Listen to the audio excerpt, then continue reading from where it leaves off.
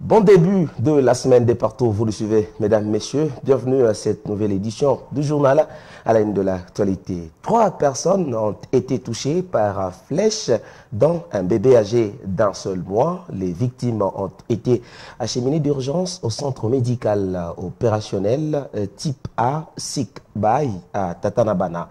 Les victimes se trouvent sans aucune assistance et ont lancé leur SOS au gouvernement provincial.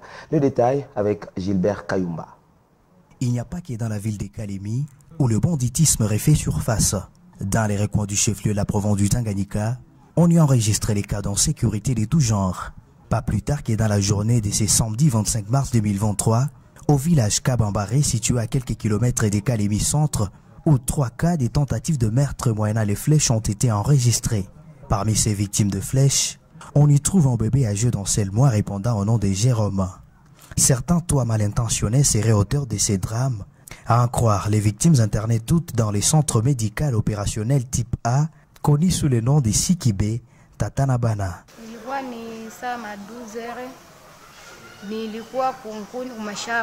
C'était à 12 h à mon retour du champ et c'est mon enfant garçon qui a vu en premier les toits et est venu nous alerter, mais on avait du mal à y croire.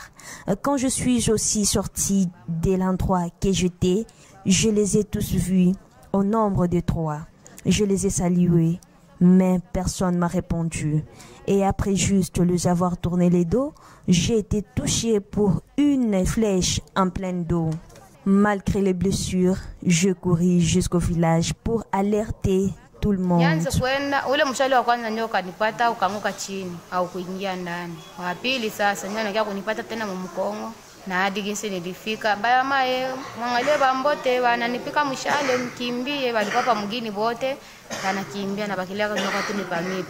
Docteur Patrick Kamwanga, médecin traitant au CMOA de la 22e brigade, en a appelé le gouvernement provincial à prendre en charge ces victimes, car n'ayant pas de famille à Kalemi, elles en sont débiles.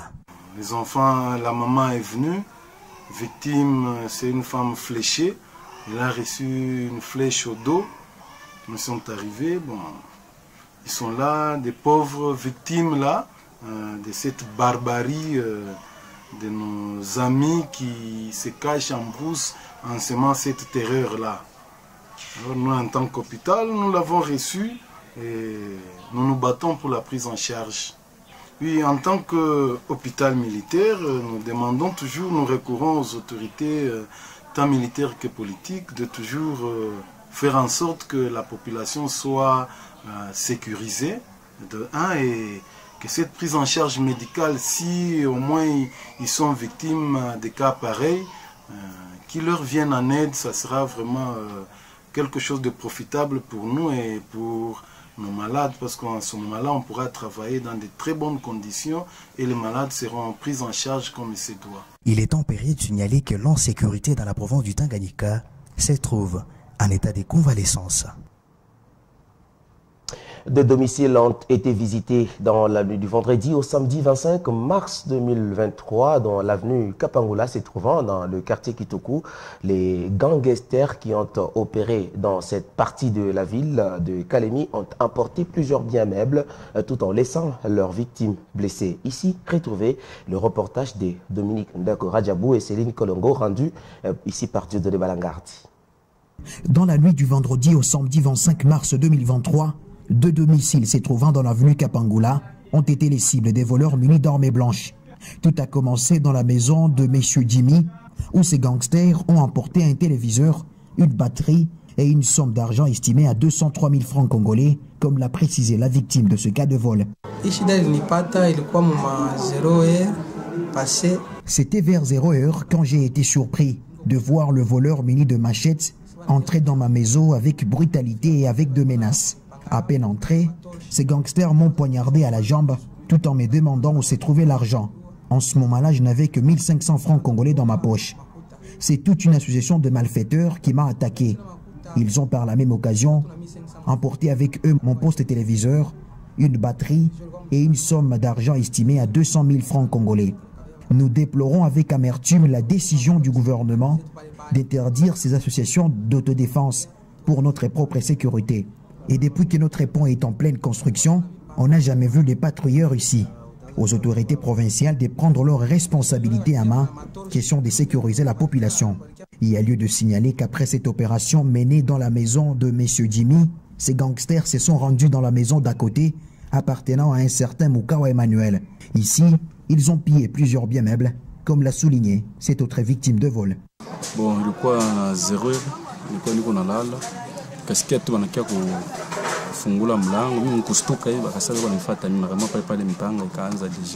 c'était toujours vers 0 heure que ces gangsters ont fait incursion dans ma maison. Ils m'ont frappé fort, puis ont pris mon poste téléviseur, 2 chaises et un poste radio. Alors que la ville de Kalemi a enregistré une longue période d'accalmie, le banditisme urbain commence à reprendre petit à petit son chemin habituel. La population et les autorités doivent rester vigilantes.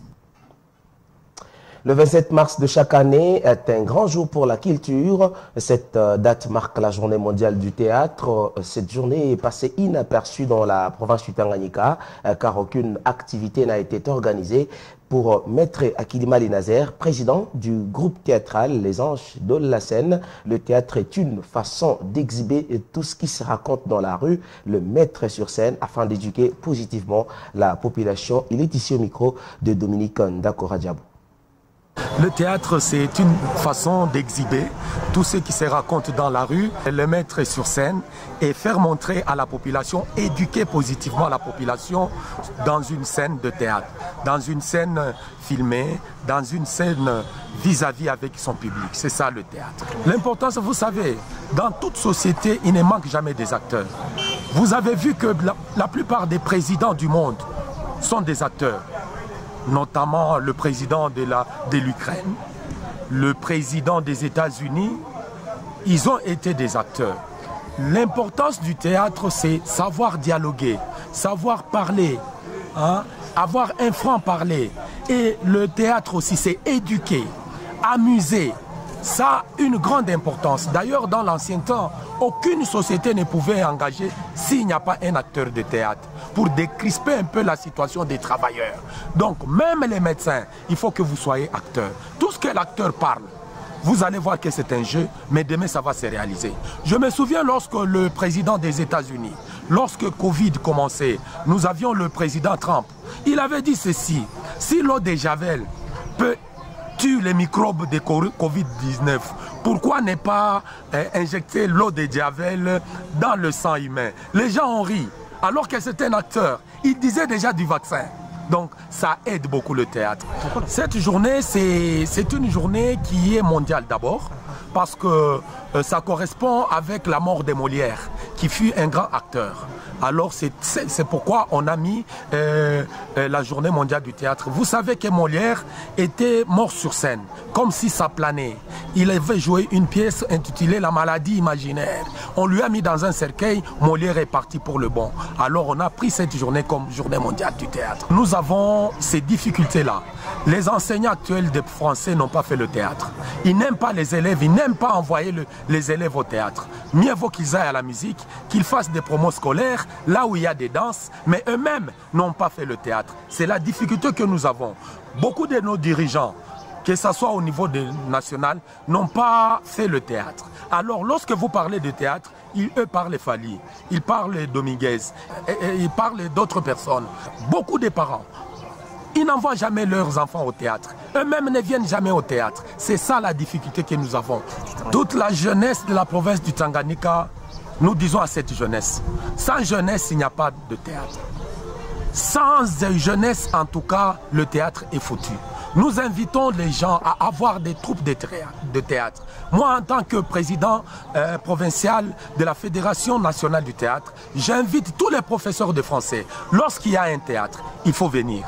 Et cette journée, pour nous, on devait l'arranger. Mais sauf que son Excellence, Madame le ministre de Culture et Arts, est en déplacement. Donc nous voulons faire ça, mais à l'arrivée de son Excellence, Madame le ministre, parce que c'est une journée mondiale, on ne peut pas faire ça personnellement. Il faut être toujours accompagné de l'autorité provinciale. La pluie qui s'est abattue dans la matinée de ce lundi 27 mars 2023 a rendu difficile le transport au niveau de Trois-Coins et les alentours qui étaient remplis de la boue et empêchant ainsi la circulation. Trouvez le reportage de Gilbert Kayumba. Il y a quelques jours, l'Office de voirie et drainage OVD en sigle était intervenu pour compacter et améliorer la condition de certaines parties de la route de Trois-Coins et ses parages. Après, une seule pluie a suffi pour empirer les choses et rendre presque impraticable cette route qu'elle ne l'était. L'un de motocyclistes trouvés sur place s'est exprimé. Selon moi, la qualité de cette terre apportée par l'Office de voirie et drainage est en train de détruire tout, car la route n'était pas si fangeuse avant. Nous leur demandons de venir mettre les graviers pour nous faciliter les transports.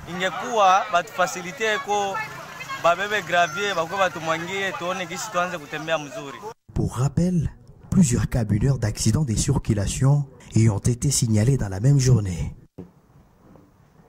Le complexe scolaire Okweli a célébré durant 2 jours son 7e anniversaire depuis sa création. En rapport avec cette commémoration, plusieurs activités ont été organisées le samedi et le dimanche 26 mars dernier. Melchior Katontolo nous en dit plus.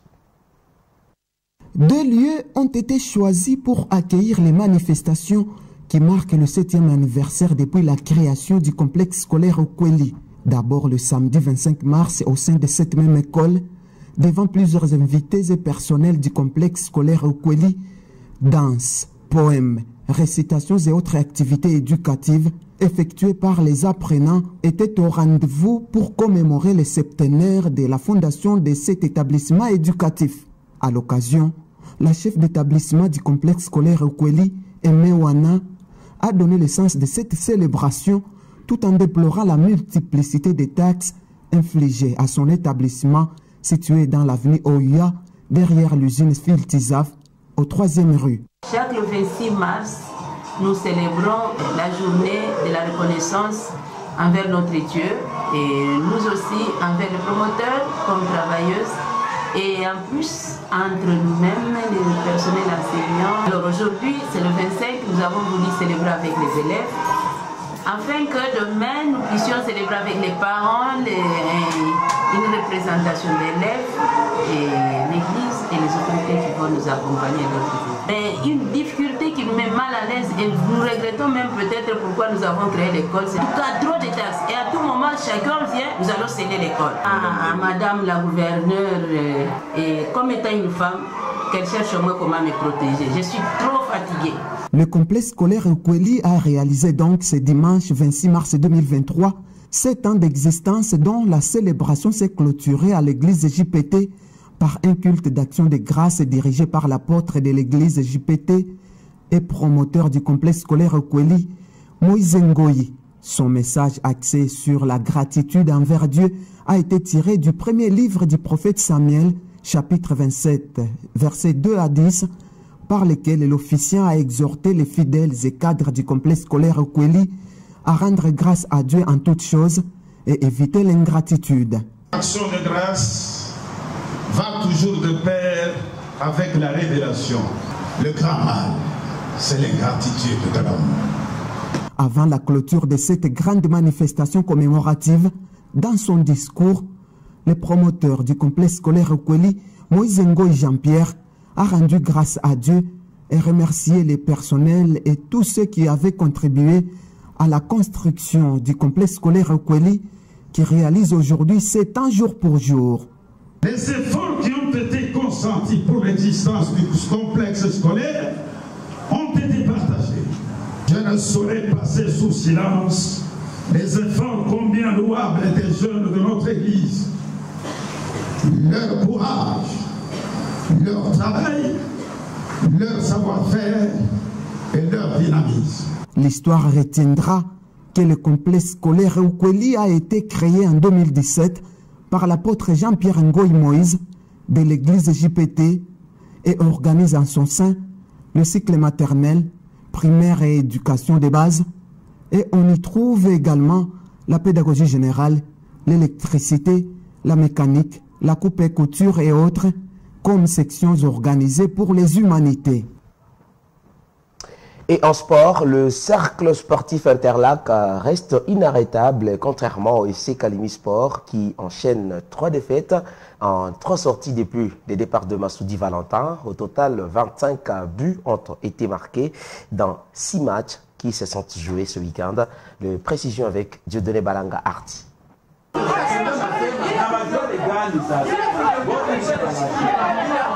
Le championnat de l'entité subdélégateur de la Fédération congolaise de football association, l'entente urbaine de football des Kalemi poursuit son bonhomme des schémas au stade Joseph Kabila Kabange de Kalemi.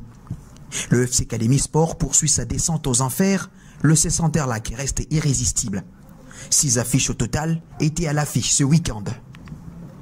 D'abord le samedi 25 mars 2023, la formation du FC Confiance a enregistré un nouveau point en faisant un nul de 3 partout face à la formation du Saint-Rennais. Toujours ce samedi, en deuxième explication, la formation de FC Lukuga a fait un jeu égal de 1 partout contre la formation des Renaissances. La formation de l'AS Étoile Jaune a quant à elle enregistré une défaite face à la formation de AS Simba. Le championnat s'est poursuivi ce dimanche 26 mars 2023 avec la victoire écrasante de la formation des Agiska, 5-3 sur la formation des Kalemi Sport qui enchaîne 3 défaites en 3 sorties depuis le départ de Massoudi Valentin. La formation des CS Interlac, inarrêtable jusque-là, s'est imposée 2-0 face au TP Corbeau. Et la formation de FC Afia Banganga s'est imposée 3-1 sur la formation des Arena City. Au classement, la formation des CS Interlac prend seule la tête du championnat avec 34 points, suivi par la formation des Agiska qui vient en vitesse.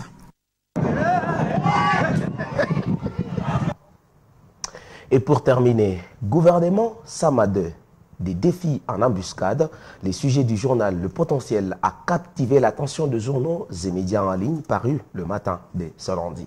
Melchior Katontoulou pour la revue de presse.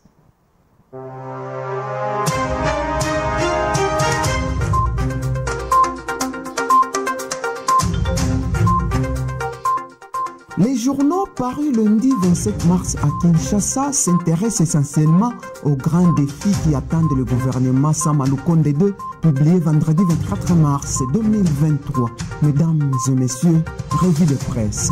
Il n'y a pas de temps mort pour l'équipe gouvernementale remaniée au regard des grands défis à relever, note le potentiel. Il cite notamment la guerre dans l'Est, la surchauffe sur le marché, les phénomènes Kuluna, les élections. Déjà sur la table, les warriors reconduits et ceux en train ont du pain sur la planche, avec notamment l'épineuse question de l'occupation de plusieurs localités dans le Nord Kivu par les Rwandais sous couvert du M23, les appels pour le recadrage de l'état de siège décrété depuis mai 2021 dans les provinces de l'Ituri et du Nord Kivu, la surchauffe des prix des biens sur le marché avec un impact direct sur le panier de la ménagère, le phénomène Kuluna, ce banditisme orchestré par des jeunes délinquants imposant l'image du non-État aussi bien dans la capitale Kinshasa que dans les provinces, le clin des sports nationaux, notamment le football, le financement sans couac du processus électoral avec en toile des fonds de respect des délais constitutionnels. L'avenir salue l'entrée de Jean-Pierre Bemba et Vital Kamerhe au gouvernement Samalukonde II, deux poids lourds de la politique congolaise. Le journal parle des nominations stratégiques. Par la configuration de la nouvelle équipe gouvernementale, le chef de l'État vient d'envoyer un message fort quant à ce qui concerne sa stratégie dans la guerre de l'Est du pays. En intégrant Jean-Pierre Bemba comme ministre de la Défense, Vital Kamerhe à l'économie nationale, Antipas Mboussa Nyamwisi à l'intégration nationale et en maintenant Patrick Mouyaya à la communication, le commandant suprême met en place des généraux pour commander la guerre sur 4 fronts: front militaire, front diplomatique, front économique et front médiatique dans la guerre des communications. Congo Nouveau explique pourquoi le chef de l'État a fait appel à 2 anciens chefs rebelles, Jean-Pierre Bemba et Antipas Mboussa. Félix Antoine Tshisekedi Tshilombo envoie un message clair aux autorités du Rwanda et de l'Ouganda qui soutiennent les rebelles du M23 et d'autres groupes armés qui opèrent dans l'est de la République démocratique du Congo. EcoNews s'est dit surpris par la nomination simultanée de Jean-Pierre Bemba à la défense, de Vital Kamerhe à l'économie nationale et Antipas Mbusa Nyamwisi à l'intégration régionale. Une entrée tonitruante au gouvernement au moment où le pays est engagé dans la ligne droite conduisant à l'organisation sur le papier d'élections générales en décembre 2023 et qu'il fait face au bourbier de la crise dans l'est de la RDC qui prend des allures inextricables des nœuds gardiens. Toutefois, estime les tabloïds, à présence au gouvernement des personnalités ayant encouru des peines de prison ne manquera pas de soulever des aspects éthiques dans les chefs des partenaires extérieurs dont les institutions de Bretton Woods. Pour sa part, la tempête des tropiques publie les portraits de 16 femmes nommées dans cette équipe gouvernementale. Elles sont au nombre de 16, une bonne évolution, 14 dans Sama 1 et 13 lors du Sylvestre Ilunga Ilunkamba, se réjouit le journal tout en déplorant le fait qu'il n'y a aucune femme vice-premier ministre. Mesdames, mesdemoiselles et messieurs, c'est tout pour le journal des journaux de ce lundi 27 mars 2020.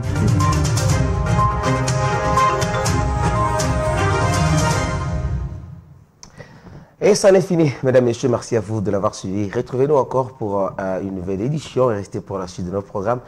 À très bientôt. Merci.